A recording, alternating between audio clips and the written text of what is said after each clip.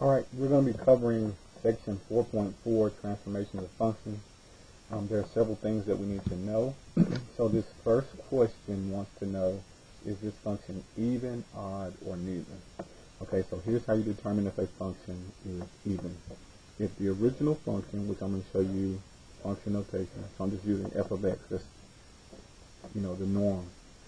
If this function is equal to f of negative x, so if I plug in a negative x everywhere we have an x, and these two equations are the same, then it's even.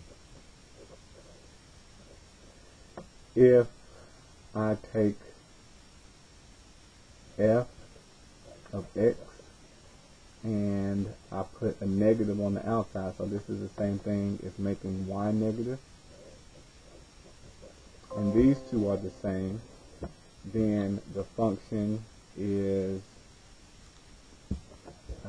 we don't have a special name for this one, we just say x-axis symmetry.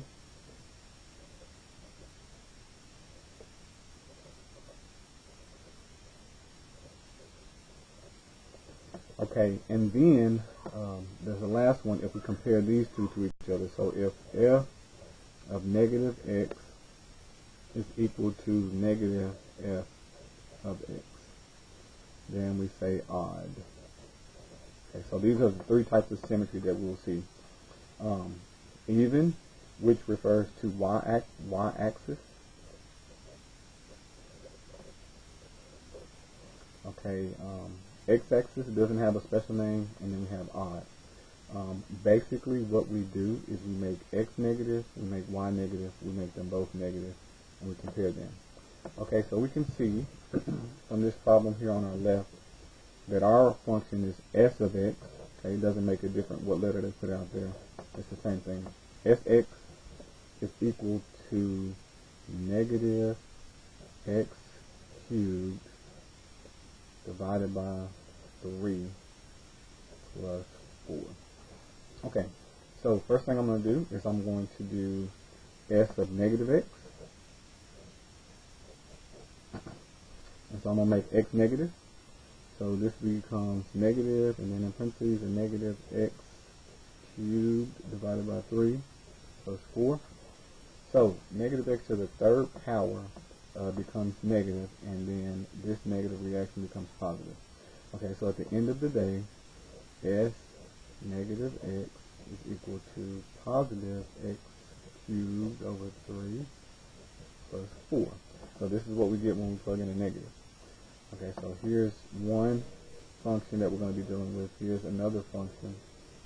Now the last one is negative s of x.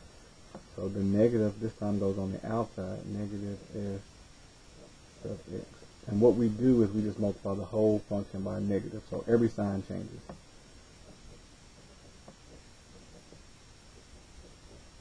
So here's the original function, you multiply everything through by negative, so we get that negative sx is equal to positive x cubed over 3 minus 4. So here are my three functions, and we're just going to compare them. Compare the original to s negative x. These are not the same because this one is negative, this one is positive. Okay, compare the original to negative s of x. And again, if you just look at the first term, this one's negative, this one's positive. They are not the same. And then if we compare negative x to the negative s of x, compare these two. The first terms are both positive, but when you look at the constants, one's positive and one is negative. So neither of these are equal according to the definition of symmetry. So we're going to say that this function is neither even or odd. Now be careful when you're doing these, you can get a function that is both even and odd. I know these are normally opposite terms. If you have an even number, it's not odd, and vice versa. But when we're dealing with symmetry, you can have both. Okay.